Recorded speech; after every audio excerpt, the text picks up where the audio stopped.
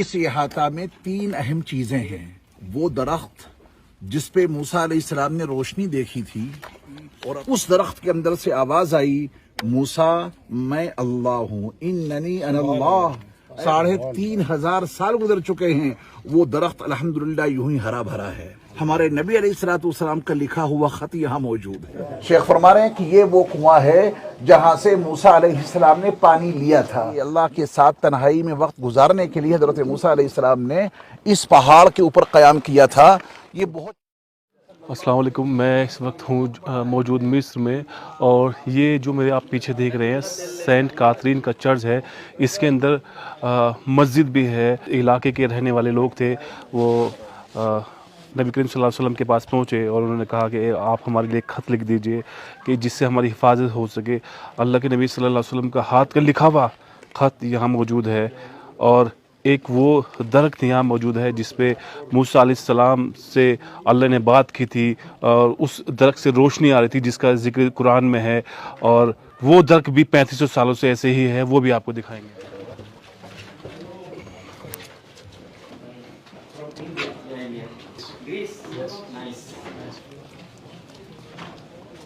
المقدسة التي رآها سيدنا موسى كنارا داخل الدير، وكذلك الكنيسة التي سميت باسم القديسة كاترين أيضا داخل الدير، وكذلك المسجد داخل الدير.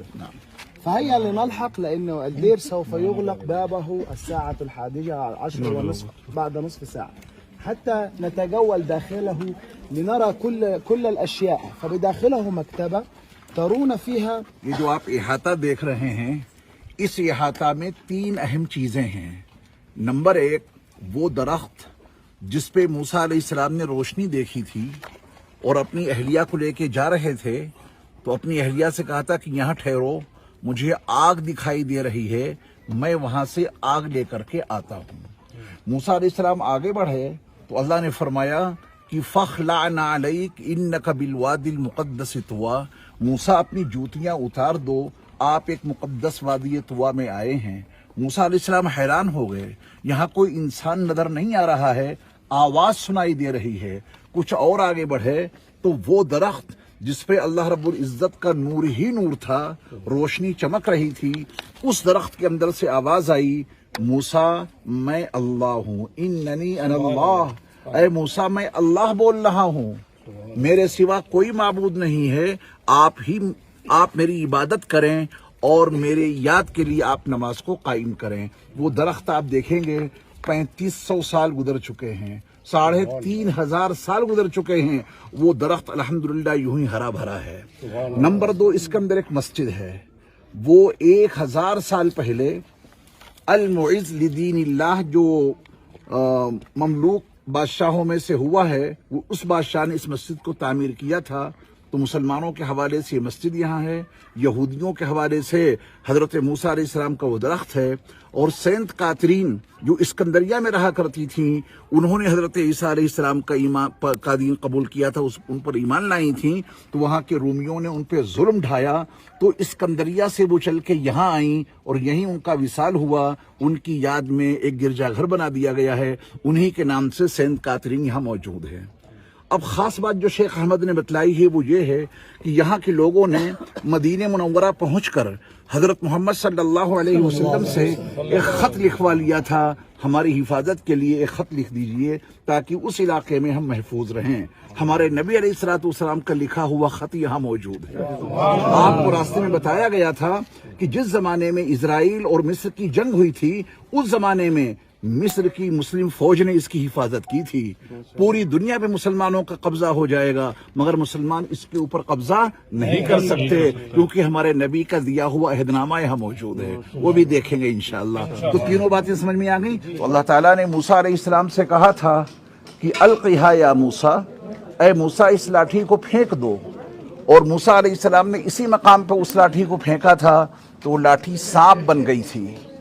پھر اللہ نے فرمایا تھا کہ وَضْمُمْ يَدَكَ إِلَى جَنَاحِكَ، اے موسیٰ آپ اپنا ہاتھ اپنی بغل میں رکھیے، اور موسیٰ علیہ السلام نے اپنا ہاتھ جب اپنی بغل میں رکھا تو تخرج بیضاء من غیر سوء، بغیر کسی بیماری کے وہ چمک دمک رہا تھا، اس حال میں آپ کا ہاتھ اندر سے نکلا۔ अल्लाह ने फरमाया कि तुम्हारे लिए ये दो निशानियां हैं, ये आसा लेकर और ये रोशन हाथ जो आपका बगल में रखने के बाद निकलता है, इन दो निशानियों को लेकर के आप फ़िरौन के पास जाइए। उसने बड़ी सरकशी बर्पा कर रखी है।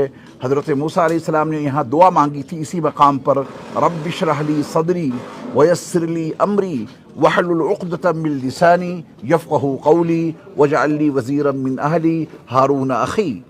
ऐ मेरे रब, मेरे सीने को खोल दीजिए और मेरे काम को आसान कर दीजिए, मेरी ज़बान में जो गिरह लगी है उसे भी खोल दीजिए, और मेरा एक मददगार मेरे अहल में से मेरे भाई हारून को बना दीजिए।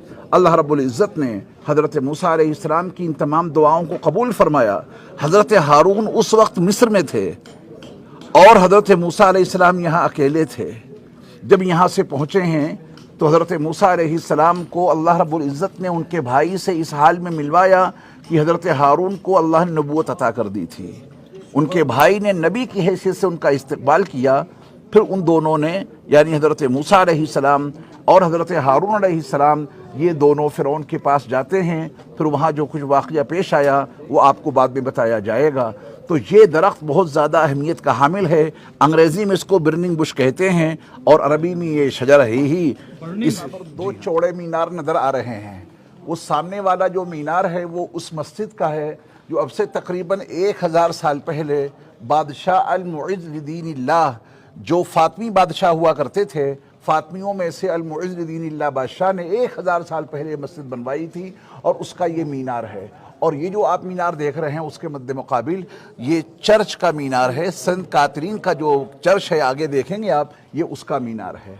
उसके बाद मूसा अलैहिस्सलाम मिस्र से आते हैं और मदियन आ जाते हैं। और इस मकाम के ऊपर जो दूसरी तस्वीर है, ये मदियन में वो कुआं है जहां हज़रत शुएब अलैहिस्सलाम की बेटियां अपने बकरियों को पानी पिला रही थी। लेकिन हज़रत मूसा अलैहिस्सलाम आए और आने के बाद उन्होंने उस बड़े से पत्थर को हटाया और मूसा अलैहिस्सलाम की बेटियों को पानी, उनकी बकरियों को ताज़ा पानी पिलवाया। ये कुएं का वाक़या है ये। उसके बाद ये मूसा अलैहिस्सलाम की पूरी तस्वीर दिखाई गई है। उसके बाद ये मूसा अलैहिस्सलाम आते हैं, तवज्जो दीजिएगा, ये बकरियां हैं मूसा अलैहिस्सलाम चरा रहे हैं और यहाँ पर वो बर्निंग बुश आपको दिखाई दे रहा है। ये जो आग सी है आग, हालांकि ये दरख्त है। जो दरख्त आपने वहां देखा है उसकी अक्कासी यहाँ पर की गई है। इस दरख्त के अंदर से रोशनी बहुत ज्यादा नमदार हुई थी और मूसा अलैहिस्सलाम अपनी अहलिया को कह के आए थे कि तुम यहीं रहो, हम आग लेकर के आते हैं। देखिए मूसा अलैहिस्सलाम चप्पलें उतार रहे हैं यहाँ पर, तस्वीर के जरिए समझाया है। अल्लाह की आवाज आई थी फखलाना अलैक इन्नका बिल वादिल मुक़द्दस तुवा। तो मूसा अलैहिस्सलाम ने अपनी चप्पलें यहाँ पे उतारी और आगे बढ़े तो यहाँ लेने आए थे आग और अल्लाह ने क्या दे दी? नबूवत। आग लेने आए थे और अल्लाह रब्बुल इज़्ज़त ने आपको नबूवत से सरफराज किया। वो वाक़या जो मैंने आपको वहाँ सुनाया है वो दरख्त वाला, वो इससे आप समझिए। फिर यहाँ पर मूसा अलैहिस्सलाम आ जाते हैं फ़िरौन के मद्दे मुकाबिल, ठीक है, मुकाबला होता है। ये पूरा तस्वीर के जरिया से। अब इसके बाद आप जरा कुआं देखिए, थोड़ा सा रास्ता दीजिए मुझे।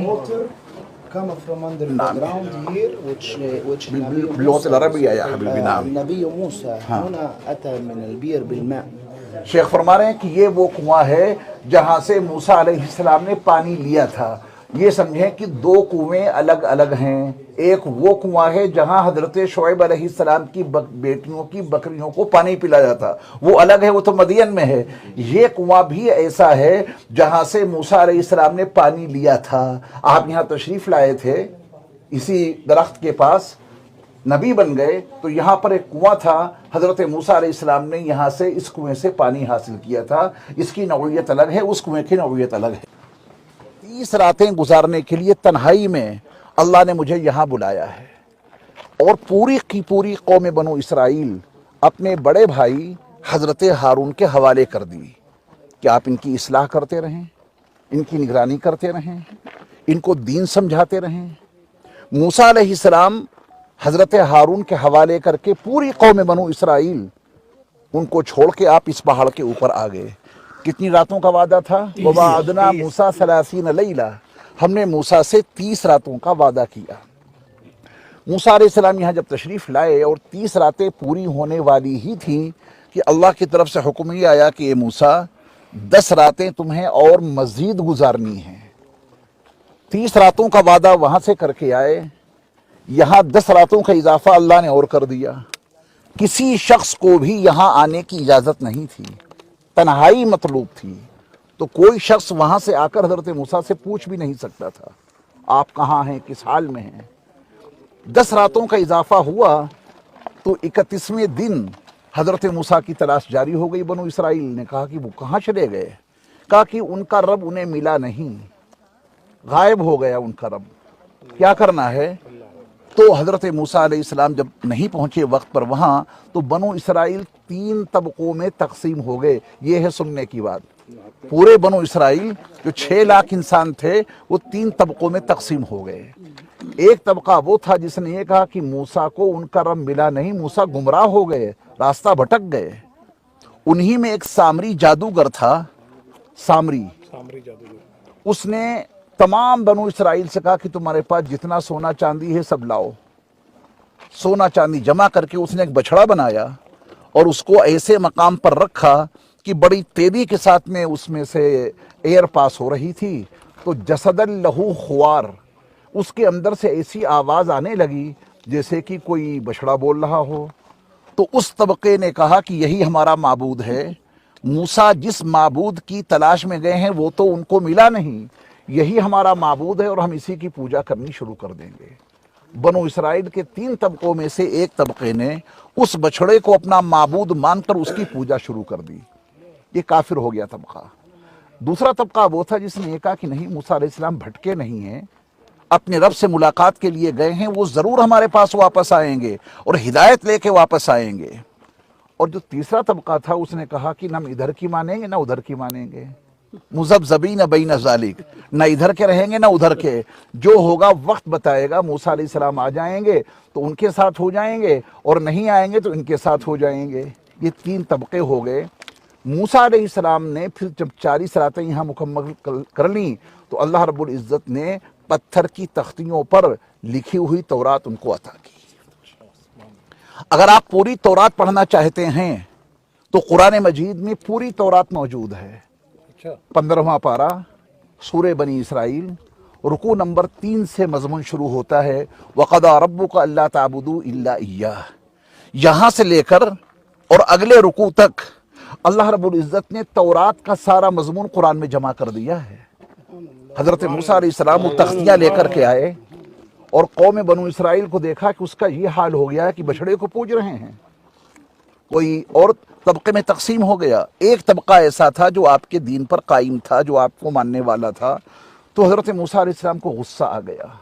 वो तख्तियाँ आपने एक साइड में रखी और अपने भाई हारून की दाढ़ी पकड़ ली मारे गुस्से के कि मेरी अदम मौजूदगी में ये सब कुछ क्या करा डाला। तो हज़रत हारून ने कहा कि ये इतने बिगड़े हुए लोग हैं, अगर इनको मैं ज़्यादा समझाने की कोशिश करता तो मेरे भाई ये मुझे मार डालते। तो फिर अल्लाह रब्बुल इज़्ज़त की तरफ से हुक्म ये आया कि जिन लोगों ने बछड़े को अपना माबूद माना है वो सब खुद को कत्ल कर लें। फ़क़्तुलू अनफुसकुम, मार डालो अपने आप को, तुम्हें जिंदा रहने का कोई हक़ ही नहीं है। तो अल्लाह रब्बुल इज़्ज़त से मुलाकात के लिए, अल्लाह के साथ तन्हाई में वक्त गुजारने के लिए हज़रत मूसा अलैहिस्सलाम ने इस पहाड़ के ऊपर क़याम किया था। ये बहुत छोटा सा कुब्बा आपको नज़र आ रहा है, अच्छा खासा बड़ा कमरा है ये कमरा बाद में बना दिया यहूदियों ने। हज़रत मूसा अलैहिस्सलाम ने तो खुले आसमान के नीचे पहाड़ के ऊपर 40 रातें गुजारी थीं, लेकिन आपकी याद में वहाँ एक कमरा बना दिया गया है। हज़रत मूसा अलैहिस्सलाम ने यहाँ पर 40 रातें गुजारी थी। आप ज़रा इस पहाड़ का तस्वीर में देखा आपने, ये वही कोहितूर पहाड़ था जिस पहाड़ पे अल्लाह के नबी मूसा अलैहिस्सलाम अल्लाह से मिलने के लिए गए थे। 30 दिन के लिए गए थे और उनको वहाँ 40 दिन लग गए थे। और उसके बाद में 40 दिन में जो उनकी कौम थी, 6 लाख लोग थे, वो उसमें कुछ लोग उन्होंने अपना ईमान बदल लिया था। और उसमें एक जादूगर था जिसका नाम सामरी था, उसने कुछ लोग इकट्ठा किया और सोने चांदी इकट्ठा की। उसने एक बुत बनाया था, एक बछड़ा बनाया था जिसका जिक्र कुरान में भी है, और कुछ लोग उसकी पूजा करने लगे थे। उसके मूसा अलैहिस्सलाम के भाई हारून अलैहिस्सलाम जो भी उस वक्त मौजूद थे जब अल्लाह के नबी मूसा अलैहिस्सलाम 30 दिन के लिए उस पहाड़ पर गए थे। और उसके बाद में उनको वहाँ 40 दिन लग गए थे। उन 10 दिनों में उनकी जो कौम थी, कुछ आदमी थे, लाखों आदमी, वो उन्होंने अपना ईमान बदल लिया था। और मैं आपको ले चलता हूँ उसी बछड़े पर जो उस वक्त के जादूगर सामरी ने बनाया था। चलिए मेरे साथ कंटिन्यू मिस्र के सफ़र पर।